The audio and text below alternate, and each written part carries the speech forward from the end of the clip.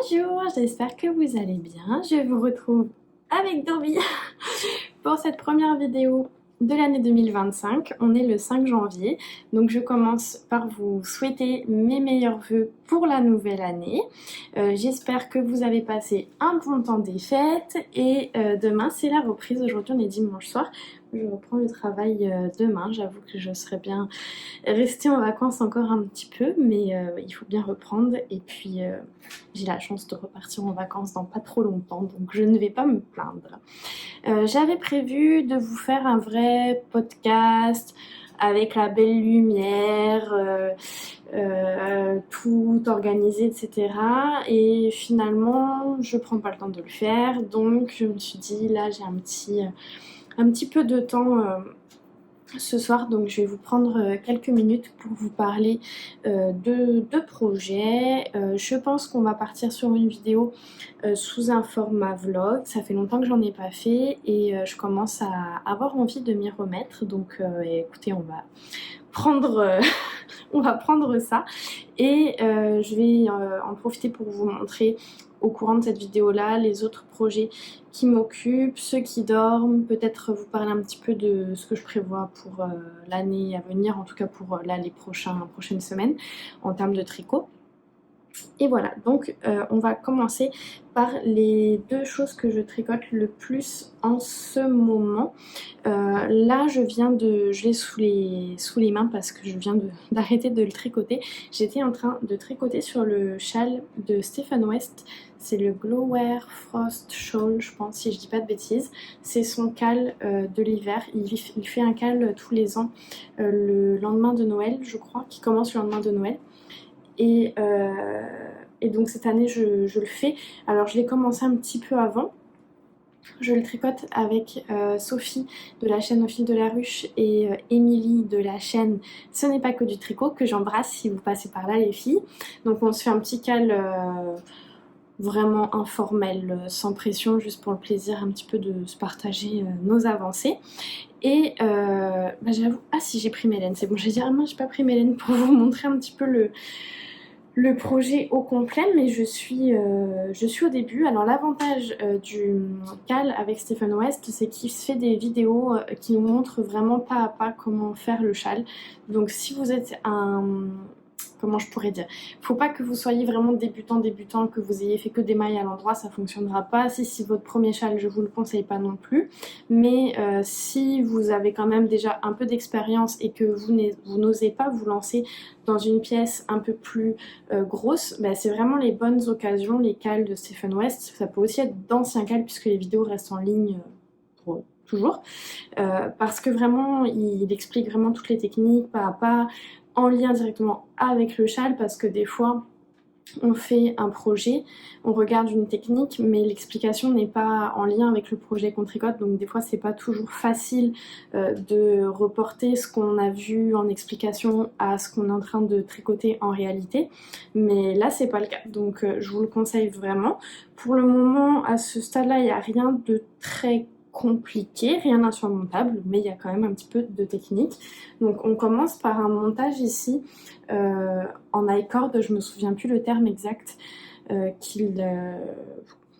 terme exact, mais en gros c'est la manière dont on monte les mailles, ça nous permet d'avoir un I-cord continu en fait à ce niveau-là. Moi c'était la première fois que je le faisais, je pense que ça m'a pris plus d'une heure à faire parce que j'ai défait, refait, défait. Déjà j'étais peut-être un peu fatiguée ce soir-là, mais surtout j'arrivais pas à bien attraper mes mailles pour que ce soit propre, et j'avais envie que ce soit propre, donc je me suis embêtée à tout refaire. Toute la partie du début, je sais pas pourquoi, pourtant c'est très simple, hein, c'est une alternance de maille endroit, maille envers. Je l'ai recommencé 3 ou 4 fois je crois. Je pense que c'est principalement parce que les châles de Stephen West sont en ligne à ligne, et c'est vrai que je suis pas trop... D'abord je tricote pas souvent de châles. Et puis je sais pas, c'est des explications, c'est très clair, c'est très détaillé, mais moi je préfère, alors j'adore les châles de Stephen West, mais ce que je préfère dans les patrons, c'est les patrons qui sont détaillés, mais juste ce qu'il faut. J'aime pas quand il y a trop de choses. Et Stephen West, je dirais pas qu'il y a trop de choses parce que ce qui est écrit, c'est pertinent, ça permet de pas se poser de questions. Vraiment, avec Stephen West, on peut vraiment se laisser porter, même si c'est pas vraiment du zéro cerveau dans les points qu'on fait, mais dans la lecture du patron, c'est du zéro cerveau. On ne se pose pas de questions. S'il y a quelque chose d'un petit peu plus nébuleux, il y a une vidéo avec un tutoriel et c'est réglé. Mais c'est vrai que je suis moins habituée du coup à lire des patrons qui sont très fournis comme ceux de Stephen West, donc je pense que c'est un peu ça qui m'a perdue. Surtout qu'au départ j'ai voulu suivre le patron sur mon téléphone sans mon application que j'utilise habituellement qui est l'application Knit Companion, ce qui fait que je pense que je me suis mélangée dans les rangs à un moment donné, j'ai sauté des rangs en fait sans m'en rendre compte, enfin bon bref. Donc c'est pour ça que j'ai recommencé plusieurs fois, mais en soi il n'y avait pas de difficulté particulière. Ensuite, on a cette petite section-là qui est très facile, il appelle ça des dips. Donc on vient... C'est facile, il faut juste être concentré. Il y a une vidéo tutoriel dessus. Dans le fond, on vient juste faire des mailles allongées pour créer ce motif un peu d'épi de blé là. Et puis de nouveau des alternances de jersey endroit en vert. Et là on va arriver dans une section avec des bubbles et de la dentelle. Mais je m'arrête là pour ce soir parce que un, je suis un petit peu fatiguée. Et deux, je sais que j'ai pas assez de temps devant moi pour vraiment me poser, prendre le temps de regarder la vidéo tutoriel, bien faire ça, etc. Donc je préfère m'arrêter là. Au niveau des laines, normalement il faut 3 écheveaux de fingering qui soient contrastés mais... un petit peu, bah pas forcément, j'allais dire, comment on dit, dégradé dans le fond, mais c'est pas obligatoire. Et puis 3 écheveaux de mohair. Alors moi j'ai 3 écheveaux. Je vais vous montrer en fait ce que j'ai. À la base, je suis allée chercher ces 2 écheveaux de Arcoricium. Je pense que je vous avais peut-être déjà montré dans la précédente vidéo. Ce sont 2 écheveaux que j'avais commandés quand je suis allée en France en début d'année. Sans projet particulier, les deux c'est de la base à chaussettes, la base Dobby, RPZ. Les coloris. Ici, ça c'est le coloris Corico. Attendez, voilà, comme ça. Corico. Et ça c'est le coloris Ashitaka. Ce qui les rejoint, c'est le bleu. En fait, il y a un bleu commun aux 2 écheveaux. Il y en a un qui est plus jaunâtre, l'autre plus blanc. Et puis les nuances sont différentes. J'espère que ça va aller. En fait, l'idée, si j'avais eu envie d'attribuer un budget à ce châle, je ne serais pas partie sur ces écheveaux-là. Je serais vraiment allée acheter quelque chose qui correspond à 100% à ce que je voulais. Là, j'avais pas envie de mettre de l'argent, en tout cas pas des grosses sommes dans le châle, surtout que 300 grammes de fingering plus 3 pelotes de mohair, ça fait quand même un certain budget quand on part sur des laines de teinturière en tout cas. J'ai vraiment voulu y aller avec mon stash et j'ai quand même un assez petit stash, ce qui fait que j'ai pas 36 solutions et c'était les seules solutions qui s'offraient à moi, donc bon, j'ai choisi ces 2 écheveaux là et comme il me manquait de la laine, je suis allée acheter une petite pelote de Jawol comme ça. Je me souviens plus du coloris, je crois que c'est peut-être Blue Jeans ou un truc comme ça. Là j'ai pris qu'une pelote de 50 grammes mais je pense qu'il faudra que j'aille en acheter une deuxième. De toute façon on est censé en avoir 100 grammes mais je m'étais dit bon on va voir, comme j'en trouve facilement je m'étais dit que j'irais en racheter seulement en cas de besoin. Donc ça c'est pour mes fingerings. Et pour mes mohair, alors là pareil je suis allée acheter cette pelote de Knitting for Rolling qui est la Deep Petroleum Blue si je dis pas de bêtises. Et j'ai recyclé un mohair qui me reste d'un chandail, mon Foxberry que je porte de temps en temps en vidéo, que j'ai tricoté il y a un petit moment, et j'ai ajouté un petit fil brillant comme ceci qui vient de chez Lang je crois. Ah non, Rico Design, pardon. Rico Design. Et donc dans la section ici, donc là par exemple vous avez donc la laine Jawol avec le mohair bleu et ici vous avez avec le mohair blanc et le petit fil brillant. Donc ce que j'aime bien c'est que justement ça donne un côté un peu givré à ce châle, je trouve qu'on revoit un peu un esprit de givre et puis le blanc vient rechercher un peu les tonalités qu'on va avoir quand je vais mettre les prochains écheveaux. Donc normalement ça prend 3 Balles de mohair, j'en ai que 2. Donc là encore, je vais voir au fur et à mesure du châle. Est-ce qu'il y a des sections où on est censé mettre du mohair ou j'en mettrai pas? Est-ce que j'irai acheter une autre pelote plus tard? Est-ce que avec ces 2 pelotes là, je vais avoir assez? Ça me surprendrait. Mais bon. On verra. L'idée c'est de faire avec ce que j'ai au maximum. Donc voilà. Voilà pour ce châle, j'ai pas d'objectif, c'est sûr que si je peux le porter au courant de cet hiver ce serait bien parce que c'est un châle que je tricote vraiment par besoin, si on peut appeler ça un besoin, et pas juste ni pour le processus tricot ni pour avoir la belle pièce, dans le sens où actuellement je n'ai qu'un seul gros châle en fingering qui est aussi un Stephen West que je porte tout le temps qui est le Géogradient. Et le problème de ce châle, c'est qu'il est très... il est quand même très nuancé et du coup, je peux pas le porter avec toutes mes... Bah, je le porte pour aller dehors, il n'y a pas de problème. Mais quand je suis en intérieur, il s'assortit pas à toutes mes tenues. Du coup, je voulais... Et puis, il est quand même assez flash, quoi. Quand je le porte, d'ailleurs, on m'en parle tout le temps. Partout où je vais, on m'en parle. Parce qu'on le voit, quoi. Et du coup, je voulais un châle à peu près de la même envergure, mais qui serait un peu moins proéminent. Vous voyez, quand je porte ça, il faudrait que je porte juste un truc blanc ou noir, quoi, et c'est tout, quoi. Mais si j'ai quelque chose de coloré en dessous, ou d'un peu moindrement avec un bon motif ou quoi, ça va pas, quoi, ça marche pas. Donc c'est ça, l'idée c'était d'avoir quelque chose d'un peu plus sobre, d'où ces coloris-là, je pense que ça devrait aller. En plus de ça, je tricote très rarement de bleu. Faut savoir que le bleu, ça a longtemps été ma couleur préférée, le bleu marine. Quand j'étais plus jeune, quand j'étais ado, jeune adulte. Moi, je suis toujours jeune adulte. Quoique, je sais pas si je suis jeune adulte parce que je vais vous dire un secret. C'est que cette année, c'est l'année de mes 30 ans. Alors, pas tout de suite, hein, en décembre. Mais je suis une 1995. Donc, est-ce qu'on peut encore parler de moi comme une jeune adulte? Je sais pas. Vous me direz en commentaire. Ou une adulte tout court. On ne sait pas. En tout cas, oui, donc le bleu marine c'était ma couleur préférée quand j'étais un peu plus jeune et depuis pas si longtemps que ça, depuis quelques années, c'est une couleur que je sais pas, je l'ai trop vue, je peux pas dire que je l'aime pas, mais je l'ai trop vue quoi. Du coup, je porte plus de bleu marine, je tricote très peu de bleu marine. Voilà, donc là ça change un peu d'avoir du bleu sur mes aiguilles, ça arrive pas si souvent que ça.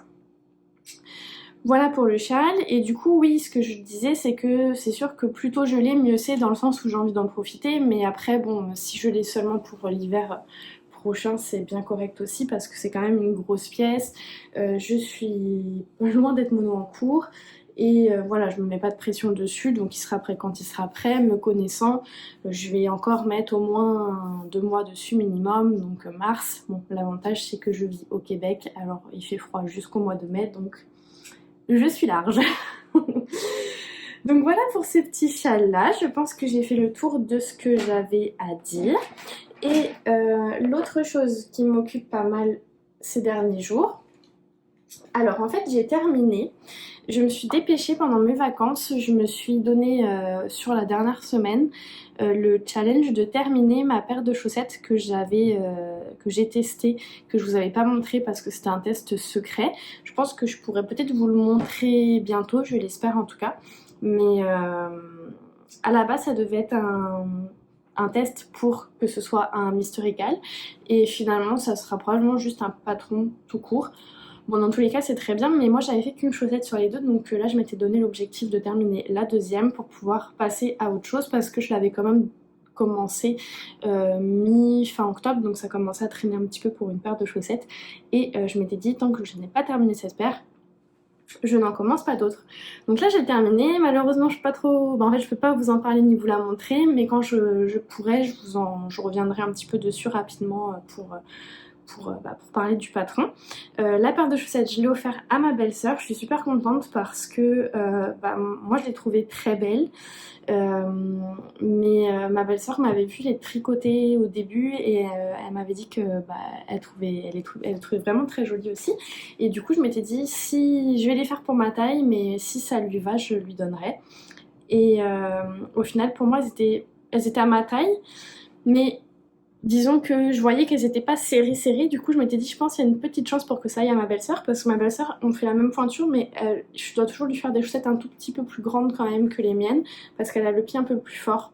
Et je m'étais dit là je pense, vu que c'est à ma taille mais que j'ai quand même encore de la place, je pense que ça va lui aller. Donc je lui ai rapporté, elle les a essayées, ça lui allait comme un gant.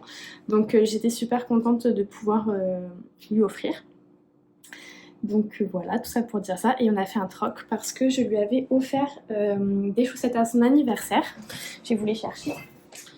Que j'avais tricoté avec les laines des moutons de Richard, qui est une entreprise québécoise. Et c'est un mélange de mohair et de laine, 50% de chaque. C'est des chaussettes épaisses, hein, c'est en déca.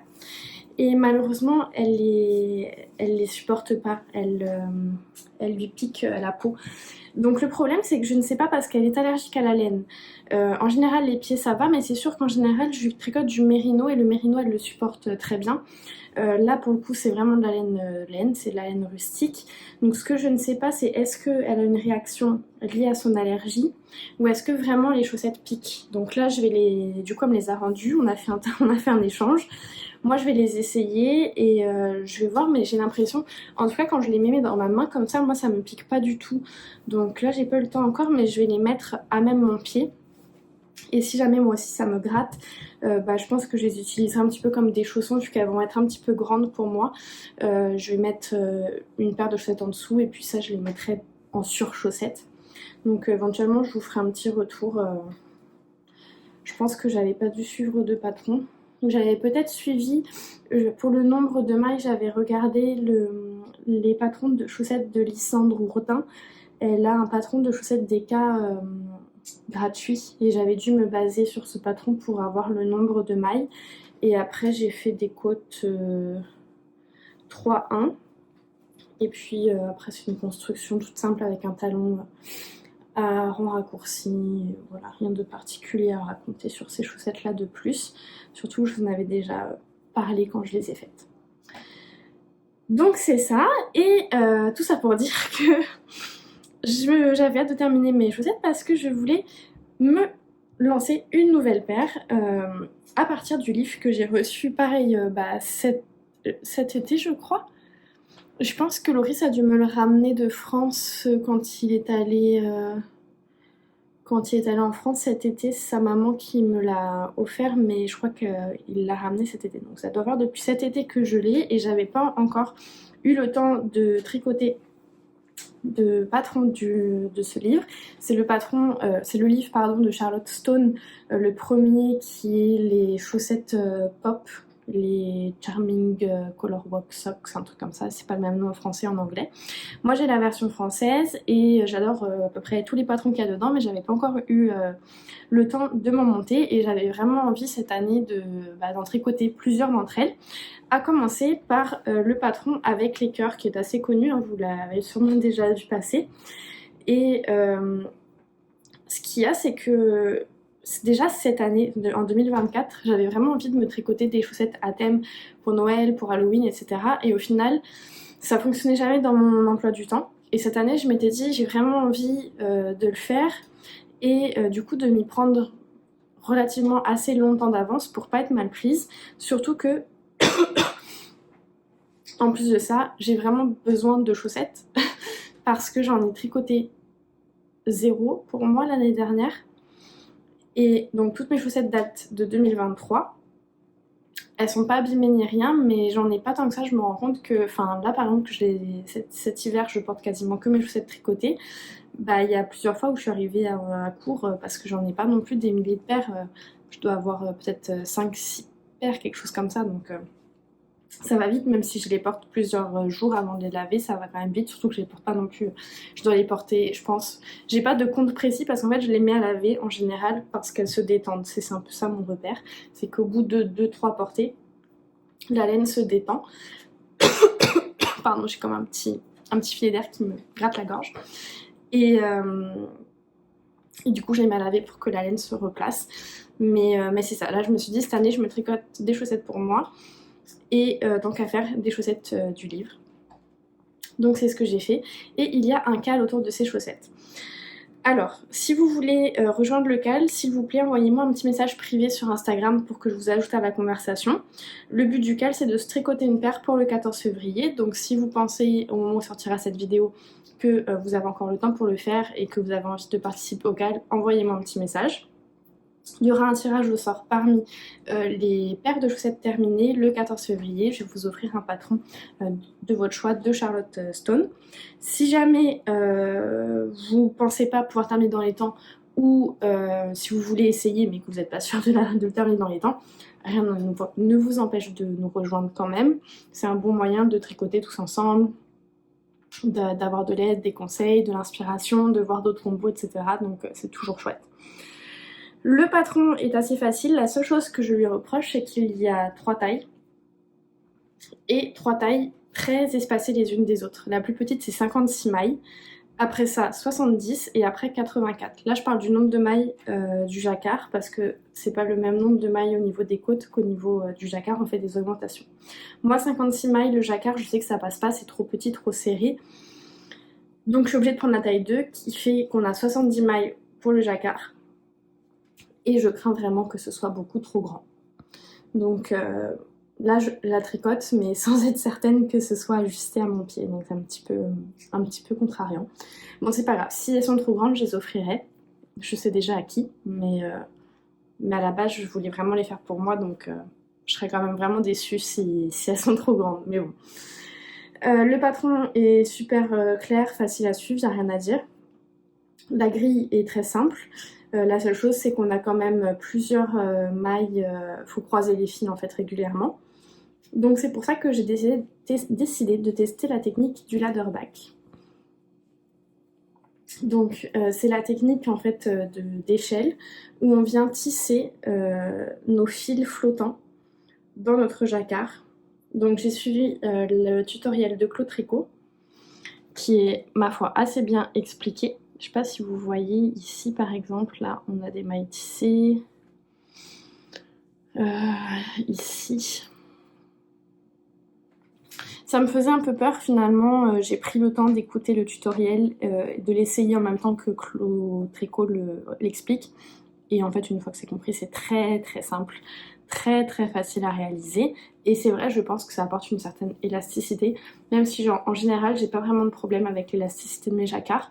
Mais je trouve que ça permet quand même une certaine sérénité d'esprit parce que je trouve qu'au final, même si c'est un peu plus de manipulation que de simplement croiser les fils, je trouve qu'on est quasiment sûr en fait de pas trop serrer avec la technique, donc ça évite de trop se prendre la tête à mon goût.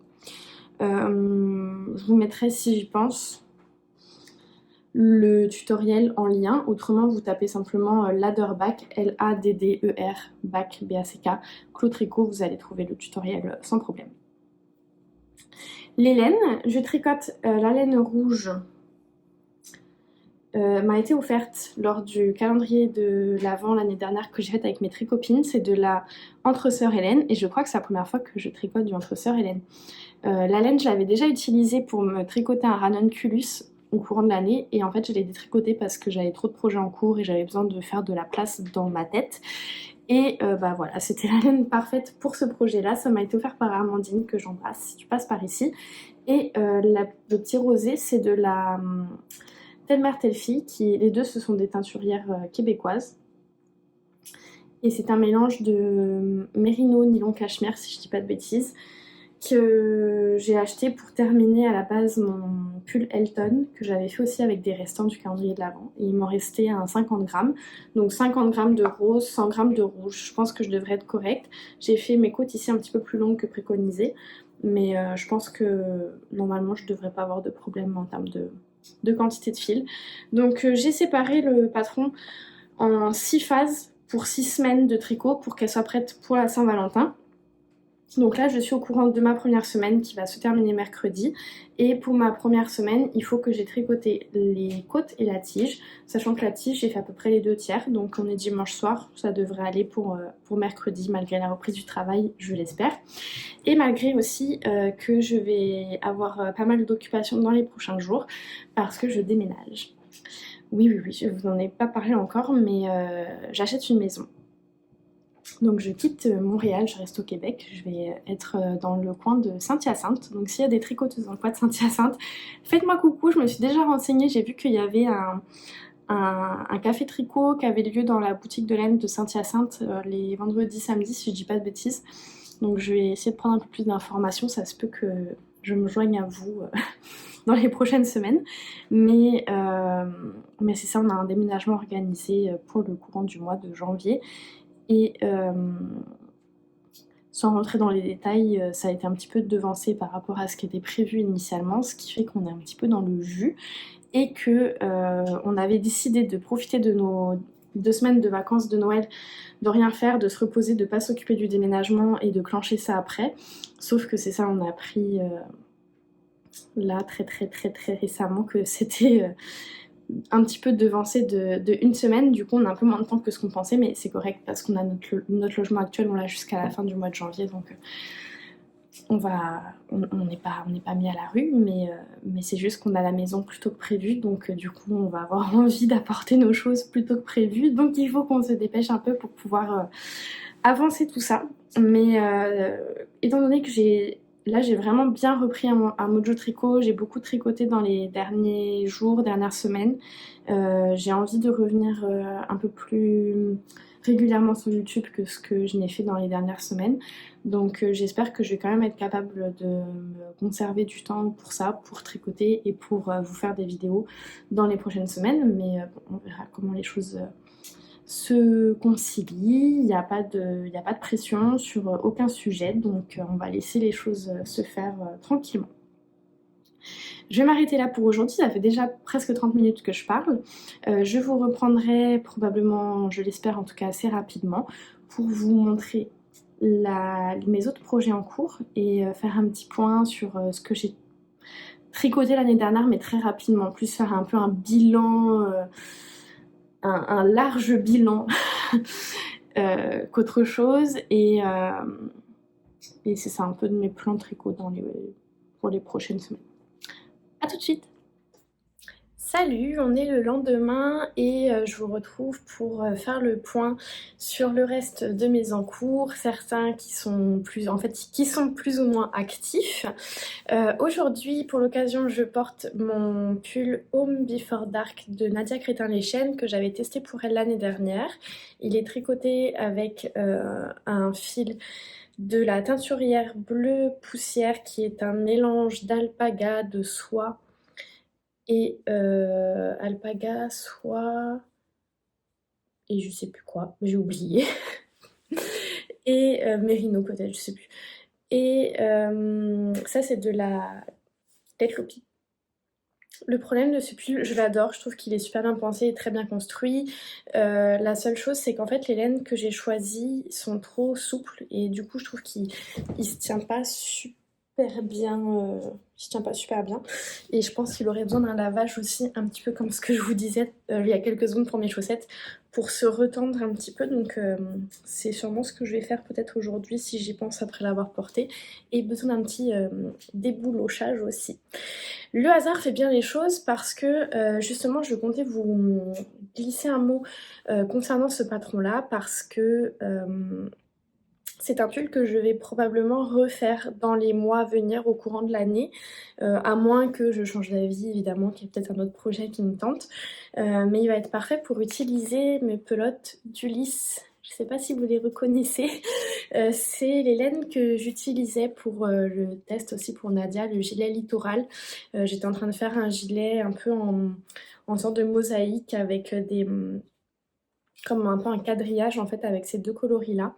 Je l'ai entièrement détricoté il y a 1 semaine je crois. J'ai écrit à Nadia pour lui expliquer que j'allais pas pouvoir aller au bout de l'ouvrage parce qu'en fait il me déclenchait vraiment des douleurs vraiment terribles dans mes tendinite déjà sous-jacente, le mouvement de maille glissée, en fait, c'était vraiment intolérable. Même en espaçant au maximum le tricot, en tricotant pas longtemps, dans une bonne position et tout.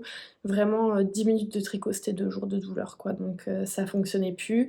J'ai insisté parce que voilà, c'était un test, donc je voulais pas laisser tomber, mais là, vraiment, enfin, ça fonctionnait pas. C'était vraiment trop douloureux. Donc je l'ai entièrement détricoté du coup, puisque c'était pas seulement une question de délai vis-à-vis du test, c'était aussi juste que clairement c'était pas possible pour moi de le tricoter quoi. Donc maintenant je le sais. Je ne m'engagerai plus sur des projets avec autant de mailles glissées. J'espère que ça va aller d'ailleurs pour l'autre projet que je vais vous montrer juste après, où il va y en avoir un peu, mais ce sera beaucoup moins que ce qu'il y avait là sur ce gilet là. Le gilet littoral, il sort mi-janvier normalement, donc probablement la semaine prochaine ou la semaine suivante. Donc vous allez bientôt pouvoir acheter le patron s'il vous plaît. C'est un super patron qui est très bien expliqué, qui est très simple à réaliser. Comme Nadia sait si bien les faire, cet effet waouh, mais en fait on tricote tout en simplicité. Donc je vous le conseille à 100%. Seulement si vous savez que les mailles glissées vous donnent des douleurs, vous lancez pas dans le projet. Ne faites pas comme moi. Et donc j'ai récupéré toute la laine et je me suis dit que, étant donné que en fait, j'ai pas assez de blanc pour un chandail, pas assez du caramel pour un chandail. Du coup, je me suis dit, ce serait bien que je trouve une idée pour combiner les deux et probablement une marinière. Et en fait, en regardant en choisissant dans mes pulls que je voulais porter, j'ai vu le Home Biffin Dark et je me suis dit, ah, mais en fait, ça serait pas mal, parfait, parce que c'est la bonne grosseur. Donc, ça se pourrait qu'il soit transformé dans ce patron-là dans les semaines à venir, quand j'aurai fait un peu de ménage dans mes différents encours. Avant de vous parler de mes autres encours, je voulais juste faire un point. Hier, j'ai passé les chaussettes d'Eka dont je vous parlais et elles m'ont pas du tout piqué, donc je suis quand même contente entre guillemets, déçue que ça n'aille pas à ma belle-sœur, mais contente de savoir que c'est vraiment juste lié à son allergie et pas directement à la laine. Donc je vais pouvoir les porter et en fait, vu qu'elles me sont un peu grandes, je pense même que je vais quand même proposer à ma soeur de les essayer, ça se pourrait qu'elle lui aille. Si elles lui vont, comme ça je les donnerai à ma soeur, sinon je vais les garder avec plaisir. Donc voilà, c'était la petite mise à jour là-dessus. Ensuite, dans mes projets en cours, autres que les deux que je vous ai montrés hier, j'ai 1, 2, 3, 4, 5, c'est ça 1, 2, 3, 4, 5 autres projets, donc plus ou moins actifs comme je vous disais. Je vais commencer par le plus actif de tous, c'est le gilet, alors à chaque fois j'oublie son nom, c'est le Boho Mosaïque Style Cardigan, quelque chose comme ça, de Irène Lin, que je tricote pour l'anniversaire de ma maman, anniversaire qui est dans un mois, donc il faut que je m'active. Mais pour le moment, vu que c'est tout gris, un peu monotone comme ça, j'avoue que j'arrive pas à trouver la motivation. Mais je suis très proche d'arriver à la mosaïque, donc je pense que je vais me donner un petit coup de collier là pour atteindre la mosaïque. Comme ça, une fois que j'y serai, ce sera plus motivant et chouette à faire. Donc je le tricote en tweed de la maison tricotée. Le problème, j'en ai déjà un petit peu parlé, c'est que mon échantillon n'est pas bon du tout, mais quand je vous dis pas bon du tout, c'est pas bon du tout. J'ai genre 5 mailles d'écart avec l'échantillon du patron. Évidemment, je m'en suis rendu compte trop tard. Mon tissu est un peu lâche, mais bon, ça me dérange qu'à moitié parce que déjà la laine va un peu gonfler au lavage et ensuite ça va quand même permettre une certaine respirabilité, donc ça me dérange pas plus que ça. Le problème, c'est qu'au niveau des dimensions, ça marchait pas du tout mon affaire. Donc j'ai dû essayer d'être ingénieuse et de retravailler un peu le patron pour que les dimensions fonctionnent, mais forcément comme c'est du bidouillage, j'espère que ça va aller. Normalement ça devrait aller, mais bon, on verra. Donc là il doit pas me rester grand chose avant de commencer la section de mosaïque, donc j'ai quand même hâte d'y être. Je vous en parle pas plus en détail parce que je vous en ai déjà parlé plusieurs fois, mais je viendrai vous le remontrer quand j'aurai tricoté un petit peu dessus. Et la mosaïque, je le fais dans différentes teintes. Alors ça, c'est mon gris principal. J'ai une autre teinte de gris et j'ai 3 teintes de bleu pour faire la mosaïque en bas du corps et des manches. Donc on avait choisi les coloris avec ma maman. Donc j'ai quand même hâte d'y être. Voilà pour celui-là. Ensuite, donc ça et ça vont ensemble. L'autre... Alors ensuite, on est sur des projets qui dorment un peu. On a le Ingrid Sweater, donc ça pareil, je vais pas y passer 100 ans parce que lui, il va dormir pendant encore un petit moment parce que je vais d'abord travailler le gilet que je viens de vous montrer avant de le reprendre. Mais j'ai très hâte. Et là, juste de le voir, je me dis, j'ai très très bien fait dessus.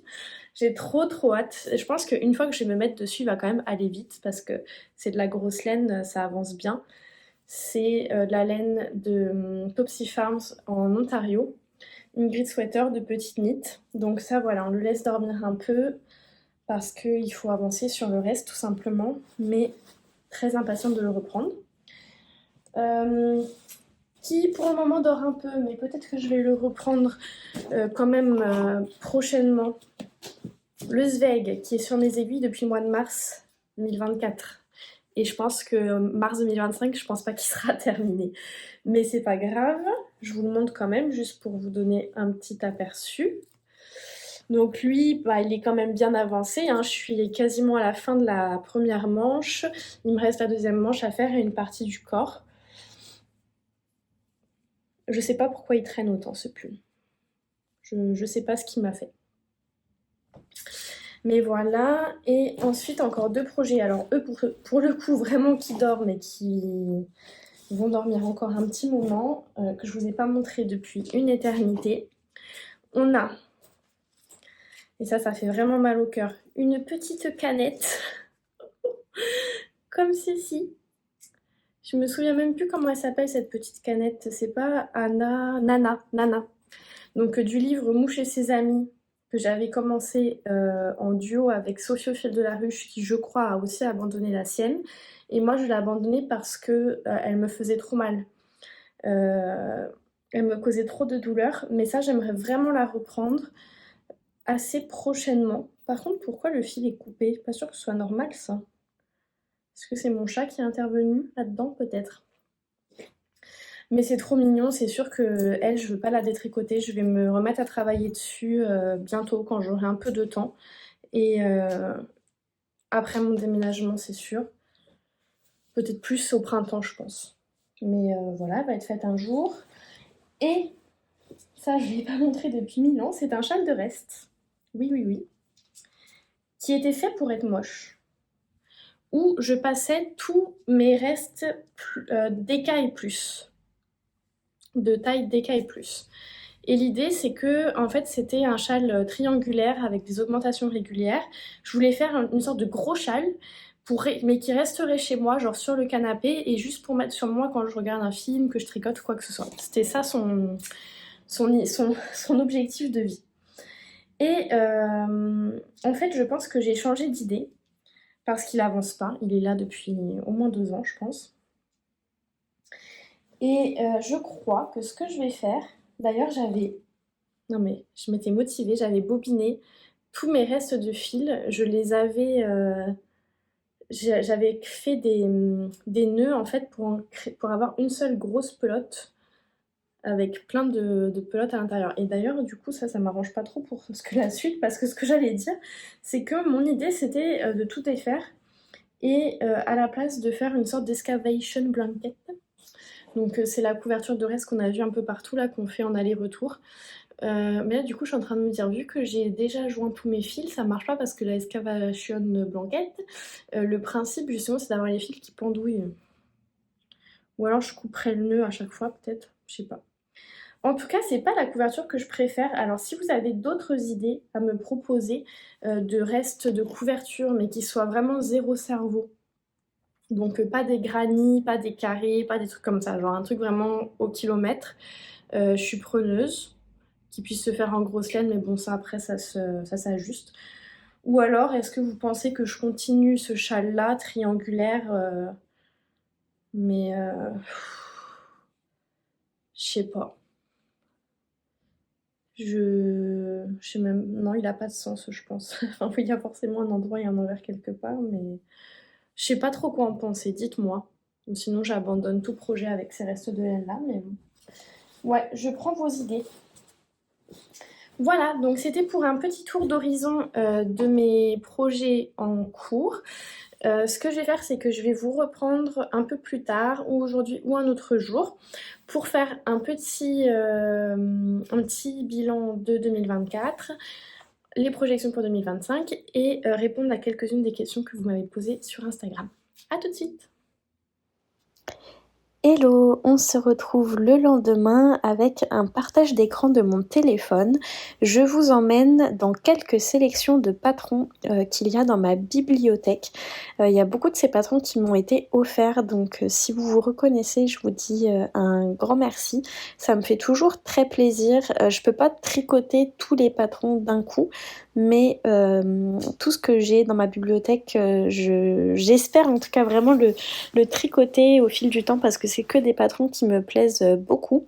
Cette année, je fais pas de make nine, je fais pas de sélection de patrons à proprement parler que j'aimerais tricoter au courant de l'année. Par contre, j'avais quand même envie de vous partager quelques-uns des patrons que j'aime beaucoup, qui sont déjà dans ma bibliothèque. Alors c'est pas forcément une liste de choses que je vais tricoter dans l'année.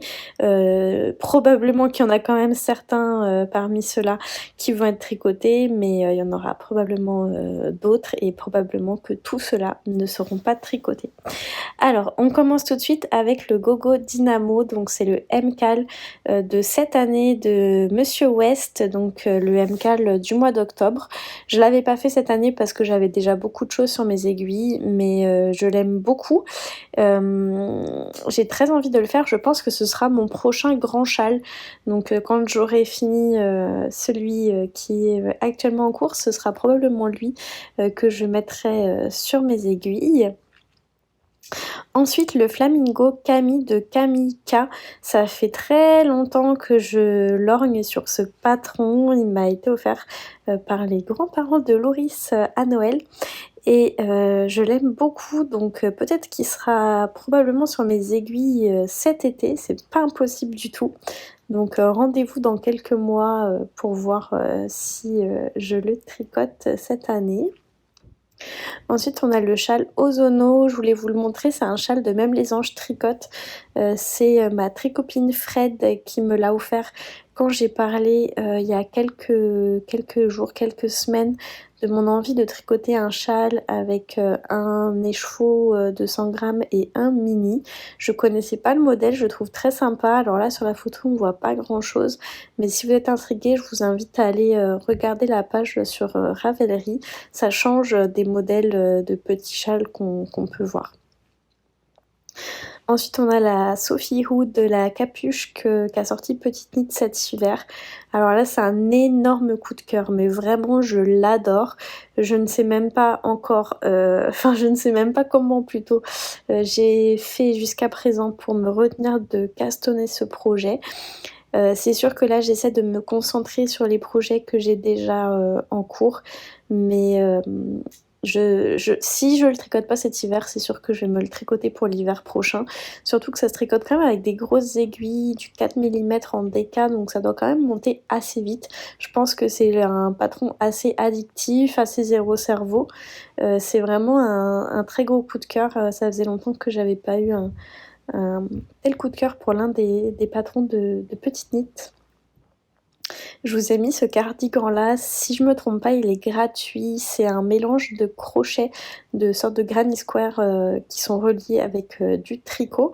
La designeuse c'est Amy Christopher, en fait c'est un patron que j'ai découvert je crois avec Eve, donc la chaîne Atelier V3 que j'aime énormément suivre et elle l'a tricoté, ça devait être cette année ou enfin 2024 ou l'année d'avant et j'avais eu un gros coup de cœur. Et en fait le secret c'est que ma maman s'est un peu remise au crochet dernièrement et j'aimerais trop en faire un avec elle. Alors maman sûrement que tu passes par là, donc peut-être je te lance un défi qu'on se tricote ensemble un Ariana.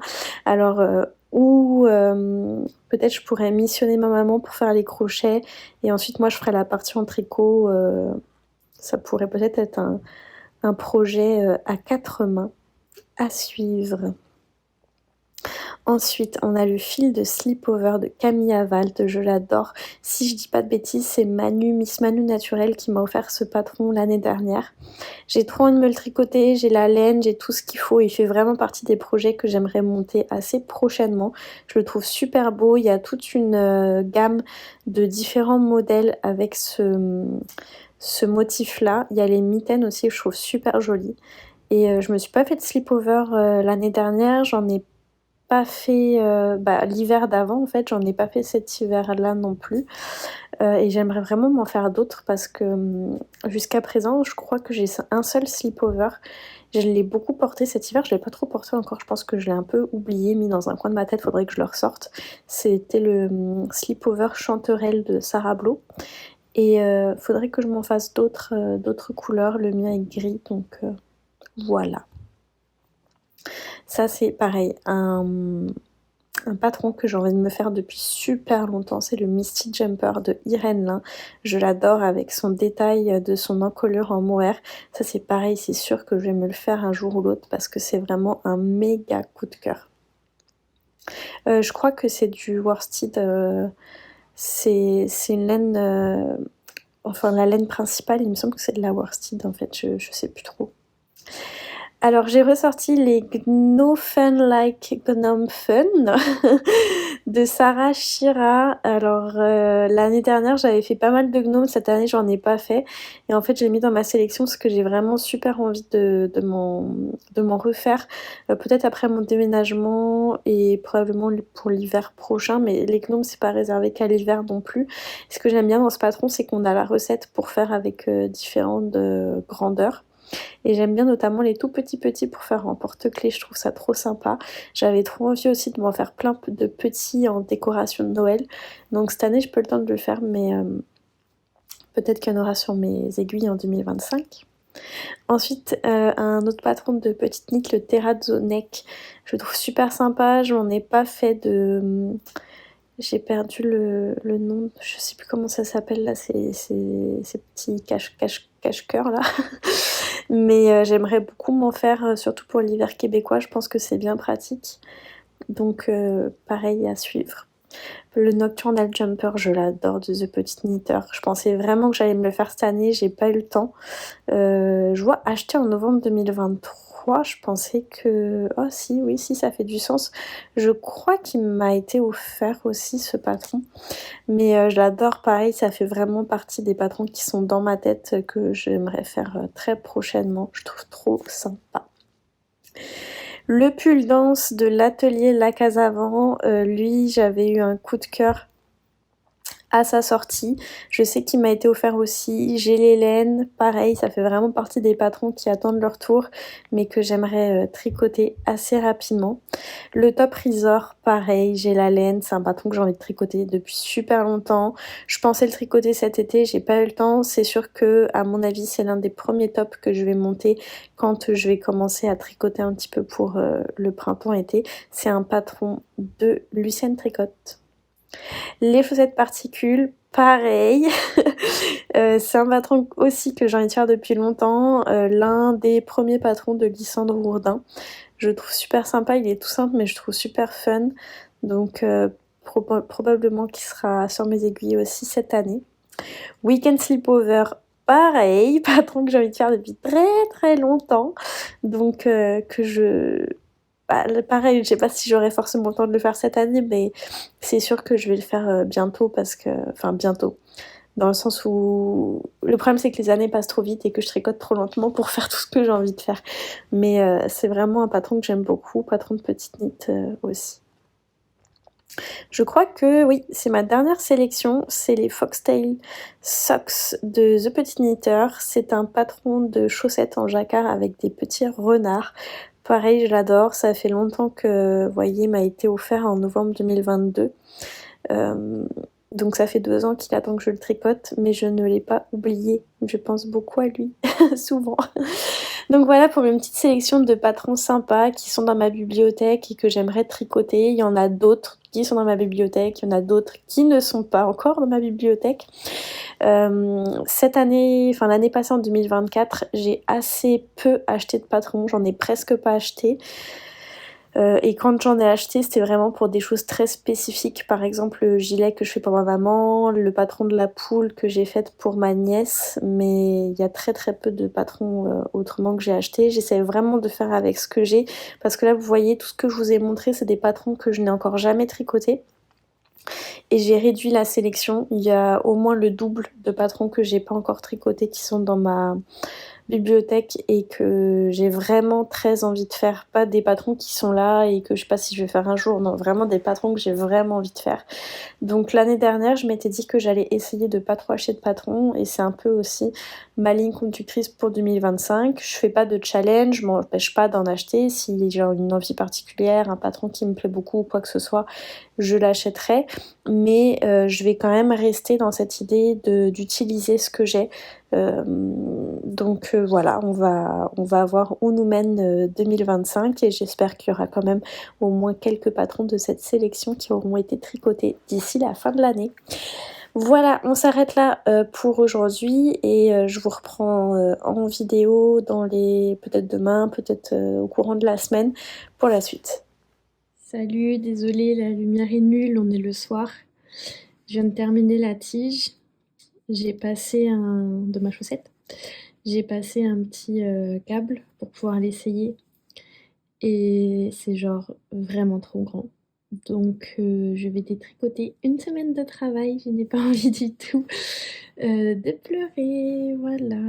Sans avoir la certitude que la taille du dessous fonctionnera. Parce que 56 mailles, ce que ça veut dire, là c'est donc... là j'ai 70 mailles.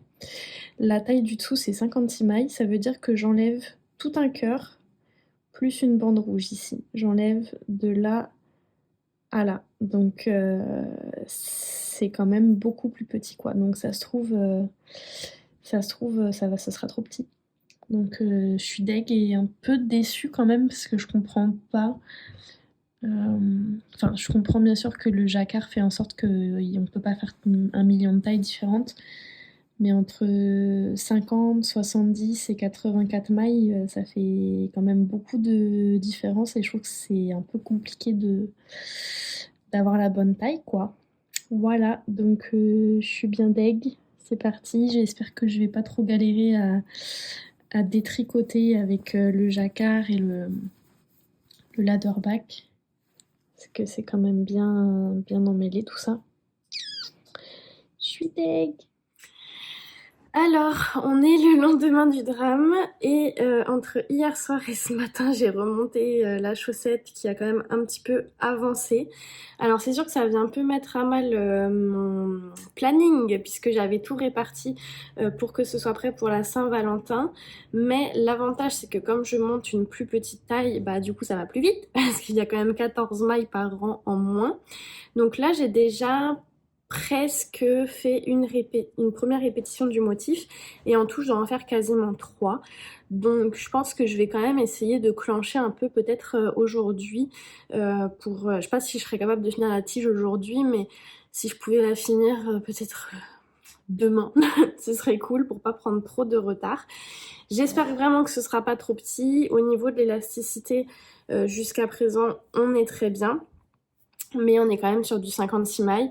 Après, 56 mailles en 2.5, c'est ce que je fais pour des chaussettes en jersey. Donc il y a quand même un espoir que ça fonctionne si mon jacquard est assez détendu. Mais bon, là c'est un peu tôt pour le dire, donc je vais continuer encore peut-être une répétition du motif et après j'essaierai voir si ça passe bien à mon pied. Malheureusement, si c'est trop petit, je pense que je vais être obligée d'abandonner ces chaussettes-là parce que j'ai pas 36 solutions. Je me vois pas prendre une aiguille encore de taille supérieure parce que là mes mailles vont commencer à être vraiment lâches. Donc bon, bah rendez-vous dans la prochaine vidéo ou sur Instagram pour voir la suite de ces petites chaussettes cœur. Aujourd'hui, tant que j'y pense avant de passer au reste, je porte 2 tricots. Je porte mon gilet Fanny de Nadia Crétin-Léchenne que je porte en mode pull. J'ai juste un petit débardeur en dessous. Et je l'adore, je le porte pas suffisamment. Il est hyper confortable. Il est tricoté en gilliatt de Derirum Natura. Et je trouve il est comme un petit peu légèrement loose et du coup ça fait que il est super confortable, il est bien chaud mais vachement respirant, j'étouffe pas dedans. Et le patron était super cool à faire. Je me souviens que ça m'avait pas causé trop de douleur, en tout cas pas autant que le littoral, mais je me souviens que c'était quand même assez demandant le point ici. Donc pareil, si vous êtes sujet au tendinite, je vous le conseille pas forcément, mais bah, c'est la signature de Nadia en fait, des patrons un peu effet waouh, mais en fait dans la réalisation qui sont très simples à faire.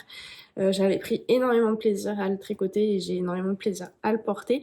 Et ici, on a aussi un châle de Nadia. On est full Nadia. On est sur le châle Sorbetto que j'ai tricoté l'année dernière aussi et que j'aime beaucoup. Je le porte quand même assez souvent. Mes 2 châles de Nadia que j'ai fait l'année dernière, je les porte assez souvent, lui et le Magic Spell. Et bah là, pour être un peu à l'intérieur, il fait très froid. En ce moment, à Montréal, on est sur du bon -20 là depuis quelques jours. Donc même à la maison, même avec les chauffages, je trouve qu'il y a toujours des petits courants d'air froid au niveau des fenêtres et tout. Donc là, j'avais envie de mettre mon petit coup au chaud, donc c'est chose faite. Le sorbetto, je crois que j'avais un petit peu galéré à me concentrer dans la dentelle, mais là encore, comme je fais pas beaucoup de châles, j'ai l'impression que souvent les châles c'est un peu plus difficile pour moi.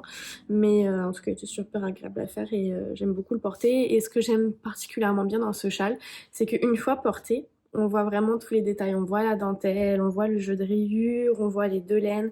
Et c'est cool parce que c'est pas tous les châles qui, une fois portés, mettent en valeur le travail qui a été fait. Je me souviens plus, je crois que c'est Christelle de Desmailles et moi qui avait fait cette remarque-là en vidéo une fois. Et en fait, ça m'a comme fait une illumination de ah mais oui, c'est vrai, en fait, je fais pas spécialement attention. Je faisais pas spécialement attention.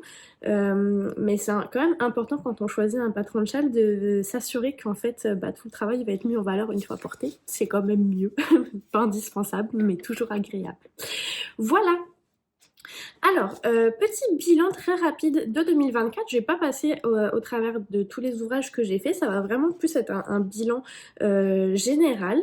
En 2024, j'ai moins tricoté, je pense, que les précédentes années. J'ai eu moins de temps de tricot. J'ai été plus... En fait, j'ai souvent été en 2024. Alors pourtant, j'ai eu des années dans les années précédentes où j'étais bien plus préoccupée, j'avais beaucoup plus de soucis, j'étais beaucoup moins en forme, j'ai eu des moments où j'étais vraiment malade, etc. Et pourtant, en 2024, j'ai vraiment eu souvent des périodes où j'étais pas capable de tricoter parce que j'avais la tête trop pleine, alors que pourtant, j'estime que j'ai eu la tête moins pleine que les années précédentes. Mais je sais pas, j'ai souvent eu des moments comme ça où j'arrivais pas à tricoter. J'ai eu souvent besoin de prendre des pauses au tricot, sur YouTube. J'ai fait souvent des overdoses de projets, overdoses de tests. J'ai fait une très grosse overdose de tests cet été. Là, vraiment, faut que je fasse attention à pas me remettre dans cette situation-là parce que ça a vraiment été un moment très désagréable d'un point de vue tricotesque. Donc, je dirais qu'en moyenne, j'ai moins tricoté. J'ai beaucoup détricoté. C'est la première année que je détricote autant, voire que je détricote tout court. Je crois que à vie, j'ai dû détricoter un projet avant cette année et c'est tout. Là, cette année, j'ai beaucoup détricoté. J'ai détricoté plusieurs paires de chaussettes. J'ai détricoté au moins un pull, enfin le ranunculus que j'avais commencé. Là, je pense que je vous en ai parlé un peu en début de vidéo parce que c'était la laine que j'utilise pour mes chaussettes.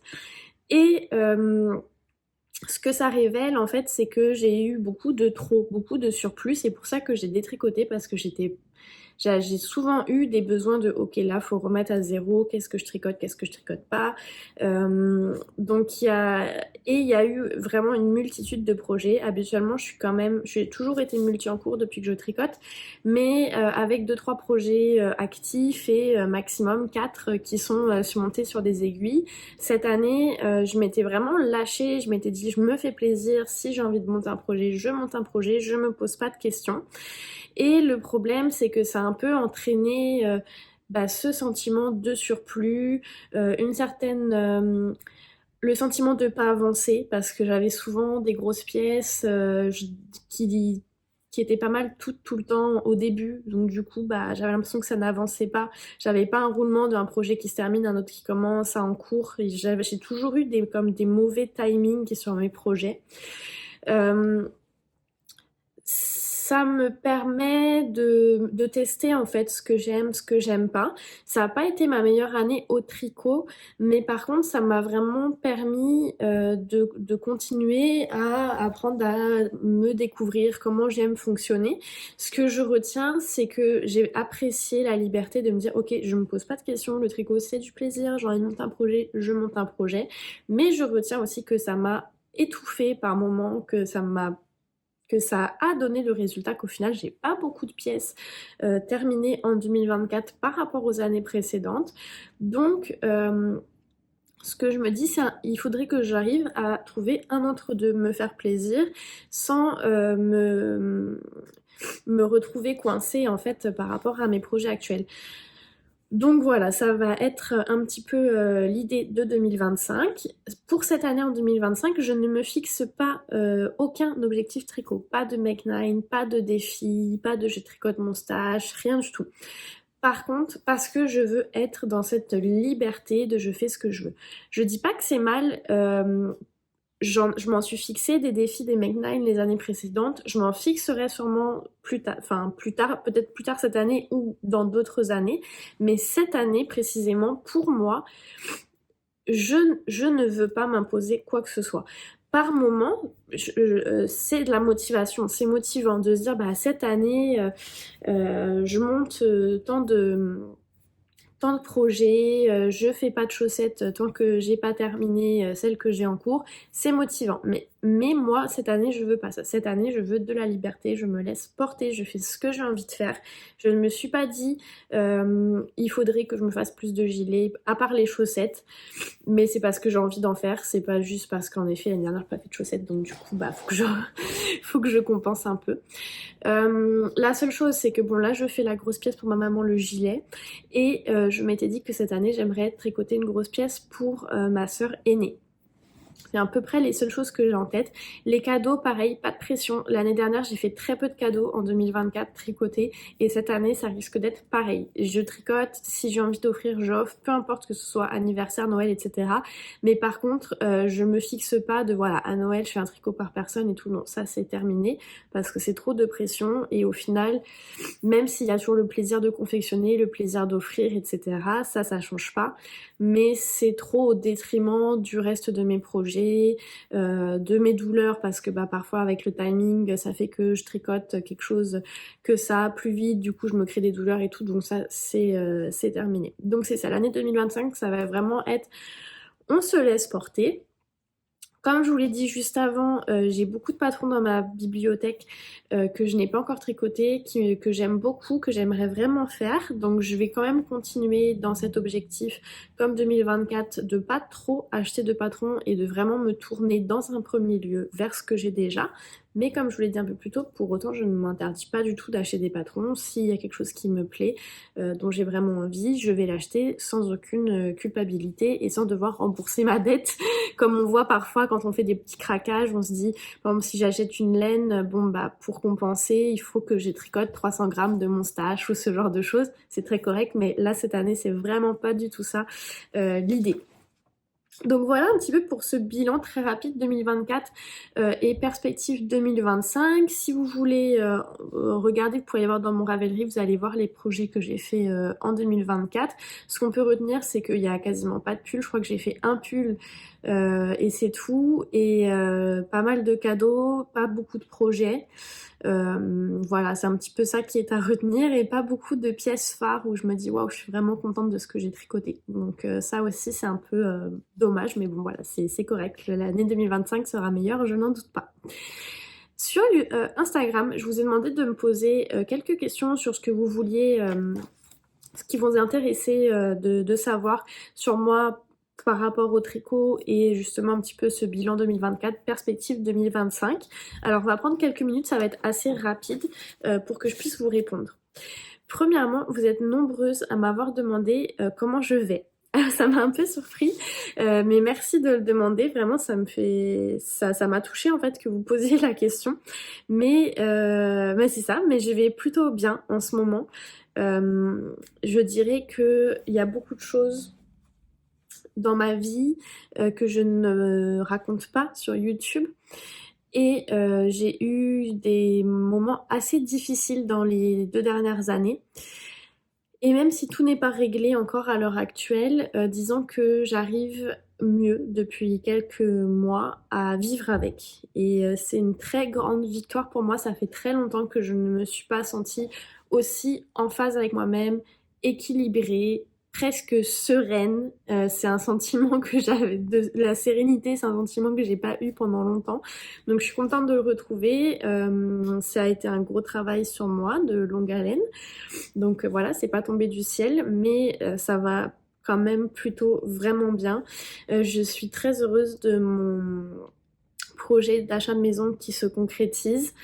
C'était censé être pour 2025, c'était pas censé arriver si vite. Il y a On avait commencé tranquillement les recherches, mais voilà, plus dans l'esprit de voir un petit peu ce qui se faisait sur le marché et d'avoir une idée un peu de ce qu'on veut chercher par rapport à notre budget, etc. Et en fait, les choses ont découlé assez rapidement. Et très honnêtement, la maison que j'achète, c'est mieux que ce que j'ai espéré. C'est au-delà de ce que j'osais espérer par rapport à mon budget qui est quand même assez petit par rapport au prix du marché sur Montréal et les alentours. Donc je pense que ça c'est une grande source de joie pour moi. Je suis très heureuse. J'avais pas le fantasme du propriétaire. C'est pas tant le fait de devenir propriétaire qui me rend spécialement heureuse, mais c'est vraiment juste de me projeter dans ce lieu de vie-là. Je vous montrerai un peu quand on aura emménagé, mais c'est vraiment un chalet dans la campagne. On a un très grand terrain avec une grande rivière qui passe au bout du terrain. C'est idyllique. C'est parfait pour une tricoteuse. On va avoir notre petit poêle à bois. Je pourrai tricoter au coin du feu. Euh, alors c'est pas parfait, la maison est assez petite, c'est beaucoup plus petit que notre appartement actuel, on perd quasiment 40 mètres carrés de lieu de vie, donc on a beaucoup de tri à faire, on va tenter d'être plus minimaliste, mais je suis vraiment très heureuse de ce changement-là. Je vais être plus proche de ma sœur, je vais diminuer par 2 mon temps de trajet, ici on a plus de à peu près 2 heures de route on va dire.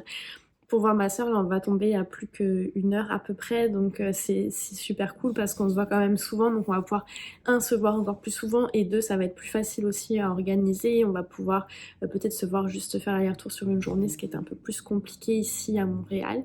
Donc voilà, je pense que pour moi, c'est vraiment comme ça fait partie de mon processus d'épanouissement et dans mes vœux de 2025, j'ai réfléchi un petit peu, même si je fais jamais vraiment trop de résolutions, etc. Mais je me suis dit que 2025, je voulais vraiment être heureuse. C'était ça mon but, en plus de la bonne santé, etc. Tout ce qu'il faut, évidemment. Mais j'ai vraiment envie que ce soit une année heureuse. C'est une année que j'attendais depuis longtemps parce que je savais que ça allait être probablement l'année de l'acquisition de ma maison. Normalement, c'est aussi l'année de ma citoyenneté. Je vais pouvoir commencer les démarches au printemps pour avoir la citoyenneté canadienne. Donc, c'est quand même une grande étape. C'est l'année de mes 30 ans, je voulais dire début d'année, en décembre. J'aurai 30 ans. C'est l'année de voyage aussi parce que là, on va faire un beau voyage fin février avec ma maman pour son anniversaire. On part toute la famille en République dominicaine, ça va être super cool. Et je prévois aussi faire un beau voyage pour mes 30 ans. Pour le moment, j'ai pas encore je sais pas encore où, exactement combien de temps, etc. Mais c'est vraiment dans mon plan, j'ai vraiment envie de faire mon anniversaire en voyage cette année, donc bon, on verra. Enfin voilà, donc c'est une année qui commence plutôt bien, même si bah quand même pas mal, voilà, l'achat d'une maison c'est pas sans stress, loin de là.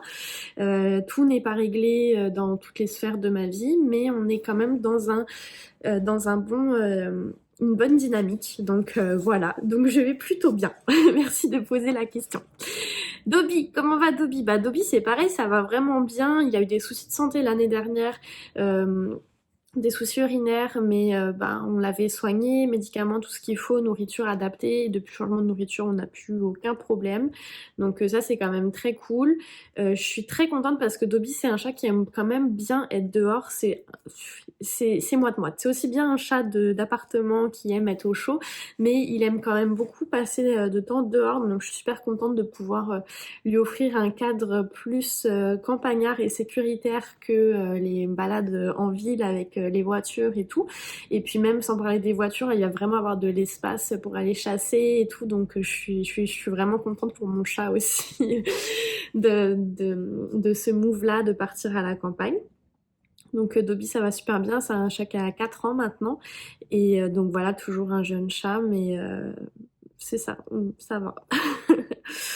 Envie d'essayer d'autres loisirs créatifs? Alors oui. Donc déjà c'est sûr, bon mon loisir créatif principal c'est le tricot. Actuellement je fais déjà un peu de broderie, un peu de crochet, un peu de couture. J'aimerais me développer sur ces trois choses là. La broderie j'aimerais en faire un peu plus, d'ailleurs j'en ai fait plus cette année mais j'aimerais continuer en 2025. Ça va jamais devenir en tout cas pas tout de suite, mon loisir créatif numéro 1 préféré, mais j'aime quand même ça en faire de temps en temps. Pareil le point de croix, je mets tout ça un petit peu dans la même boîte. Je trouve que c'est des jolies décorations aussi, des jolies choses à offrir. On fait plus vite une broderie qu'un tricot aussi, donc ça peut être pratique quand on veut faire un fait main, un cadeau personnalisé où on met de soi. Ça peut être une bonne alternative. Le crochet, j'aimerais vraiment apprendre mieux à crocheter, mais ça c'est plus, on va dire, au fil des opportunités de patron que j'ai envie de faire.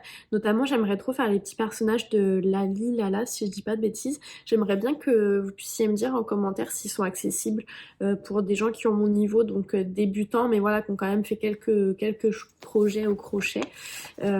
J'aimerais bien peut-être me challenger sur ça. La couture, j'ai vraiment envie d'apprendre plus. Là, je regarde pour prendre des cours de couture à Saint-Hyacinthe quand je vais avoir déménagé. Pour le moment, je trouve que des cours de couture libres.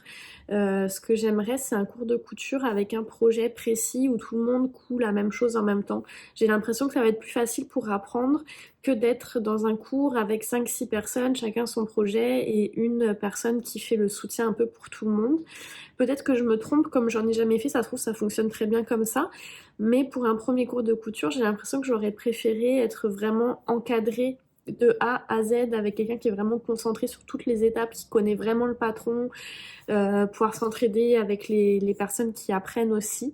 Donc je sais pas si vous avez des bons plans dans le coin de Saint-Hyacinthe de cours de couture que vous pourriez me conseiller, je prends à 100% dans les commentaires. Ensuite, cette année, j'avais envie de tester l'aquarelle. Alors l'aquarelle, ça s'apprend, hein, c'est tout un art, mais je me suis acheté une petite palette débutante pour 3 fois rien, juste pour le plaisir de gribouiller un peu. J'aimerais bien continuer un petit peu, même si l'objectif, c'est pas forcément d'apprendre à peindre, ni de faire des super belles œuvres d'art, mais plus, voilà, quand j'ai envie un petit peu de changer, bah voilà, de patauger un peu dans l'aquarelle, ça peut être cool. Et le coloriage, ça me tente aussi. J'ai une collègue qui fait du coloriage et je sais pas, en ce moment, je vois plein de choses passer sur les réseaux sociaux et du coup, bah forcément, plus je regarde, plus mon montre.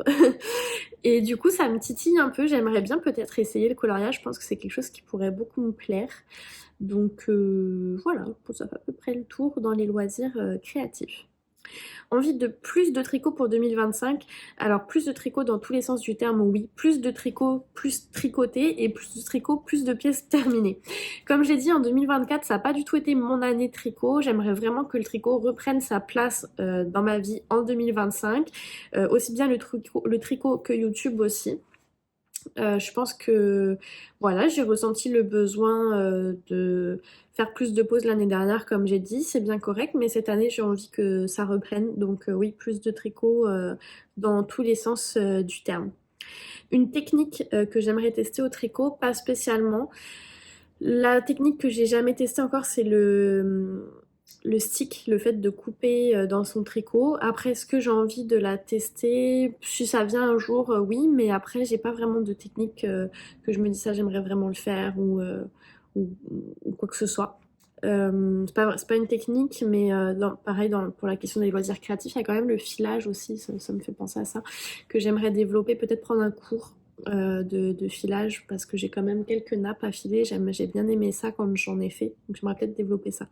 Mais sinon les techniques de tricot que j'aimerais tester, pas vraiment.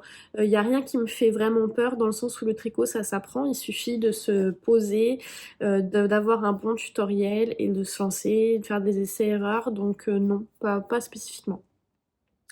Des défis créatifs que je me fixe, comme je l'ai dit, pas vraiment de défis créatifs cette année.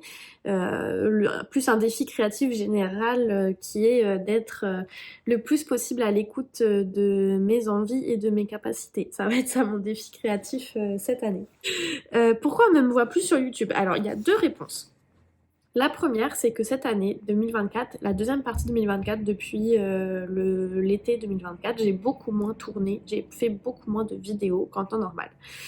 Pour toutes les raisons que je vous ai déjà expliquées, parce que j'avais pas trop le temps, j'avais pas trop la tête à ça, je tricotais peu donc j'avais pas grand chose à montrer. J'ai vraiment fait une overdose de tricot, j'ai fait une overdose de méchanceté sur les réseaux sociaux, même si j'ai pas été trop la cible de méchanceté, mais je ne supportais plus regarder des vidéos de mes copines podcasteuses, puis de voir toute la haine qu'elles pouvaient se recevoir dans la figure par moments, genre vraiment ça m'a écœurée. Même si j'étais pas l'objet de cette haine, ça m'a vraiment écœurée. Donc c'est ça qui s'est passé l'année dernière. Honnêtement, j'ai pensé vraiment même arrêter la chaîne et tout, arrêter tout Instagram, tout parce que j'en pouvais plus. Et d'ailleurs, je suis pas la seule. On est beaucoup, si on regarde, on est beaucoup à avoir eu un moment un peu de flottement où on a eu besoin de faire une pause en 2024 dans les podcasteuses tricot. Et je pense que c'est pas pour rien. Je pense qu'il y a vraiment eu une augmentation du déversement de haine des gens dans les vidéos YouTube tricot assez importante. Bref, donc ça c'est la première raison. La deuxième, c'est que comme j'ai moins fait de vidéos, je pense que YouTube montre moins mes vidéos aussi par rapport à avant, dans le sens où si vous me regardez toutes les semaines, dès que je sors une vidéo, YouTube vous la montre parce qu'il sait que vous aimez me regarder. Mais si je sors une vidéo tous les 2 mois, même si vous la regardez tous les 2 mois, entre-temps vous allez regarder plein d'autres vidéos. Du coup, YouTube, il va pas me mettre en avant dans votre accueil parce qu'il y a toutes les vidéos des autres podcasteuses qui sont plus régulières, qui sortent, puis il sait que vous les consommez. Donc il va d'abord vous les présenter. Donc il y a ces deux phénomènes-là, le fait tout simplement que je fais moins de vidéos, et la conséquence qui est que du coup quand je sors une vidéo, YouTube il vous montre peut-être, il vous montre mes vidéos peut-être un peu plus loin dans votre accueil que les autres. Voilà, c'est les deux explications. Mais comme j'ai dit, cette année, j'ai bien envie de revenir de manière un peu plus présente. Donc voilà. Ça fait le tour de tout ce que j'avais à vous raconter. Tap, tap, tap. J'ai oublié de vous dire que dans le cadre de mon déménagement, je fais une vente exceptionnelle sur mes produits, mes accessoires Mathilde Tricotte. Donc si vous voulez vous gâter, c'est le moment parce qu'il y a moins 50% sur toute la boutique, sans exception, avec le code que je vais vous mettre juste en bas. Ça va être une durée assez limitée. L'objectif, c'est vraiment de vider mon inventaire, de remplir un petit peu ma petite cagnotte aussi pour les dépenses du déménagement. Mais c'est ça, faites-vous plaisir, il y a quand même encore pas mal de choses, je vais vous montrer rapidement. On a par exemple des petits marqueurs chats, comme ça. Voilà, trop cute. On a des petits marqueurs pizza, ça c'est ma passion, marqueur burger pizza, comme ça. On a des marqueurs sur le thème d'Harry Potter, ça il m'en reste pas des masses, mais on a le petit contrant avec Edwige, on a les reliques de la mort, on a des petits animaux, on a des petites pieuvres. On a, qu'est-ce qu'on a d'autre que je pourrais vous montrer? Il y en a trop. On a des petits chiens. Par exemple, on a des petits contrans. Non, ça c'est des marqueurs. Des petits marqueurs chiens comme ça. Mais en tout cas, allez voir sur le site, il y a plein de choses. Il y a des contrans, il y a des marqueurs, il y a des petits câbles aussi comme ça pour les, comment on appelle ça, mettre les mailles en attente. On a des aiguilles à torsade, il y a des bloqueurs, il y a plein de choses. Allez voir. La livraison au Canada, c'est 2,50 $ jusqu'à 40 $ d'achat. Et pour la France, si je dis pas de bêtises, c'est 11 € ou 11,50 $, je sais plus. Mais allez voir sur le site. Merci pour votre soutien. Bye bye! cette vidéo. Alors ce que je vous dis c'est on s'arrête là. J'espère que ça vous a plu. Je sais que ça a peut-être été un peu décousu, peut-être je me suis un peu perdue dans mes pensées à certains moments et il y a peut-être eu des longueurs, j'en suis désolée si c'est le cas. J'espère que vous allez bien, que vous avez un bon début d'année et je reviendrai dès que possible pour une vidéo vlog, je pense. Je vais essayer de revenir en vlog.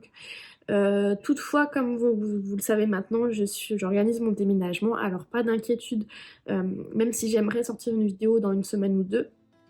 Peut-être que je vais me faire rattraper par la vie et que la prochaine vidéo sera dans 1 mois ou 2. Alors si c'est le cas, vous inquiétez pas, vous savez que je suis bien occupée en ce moment mais que tout va bien. Donc voilà, plein de bisous à vous et bon tricot!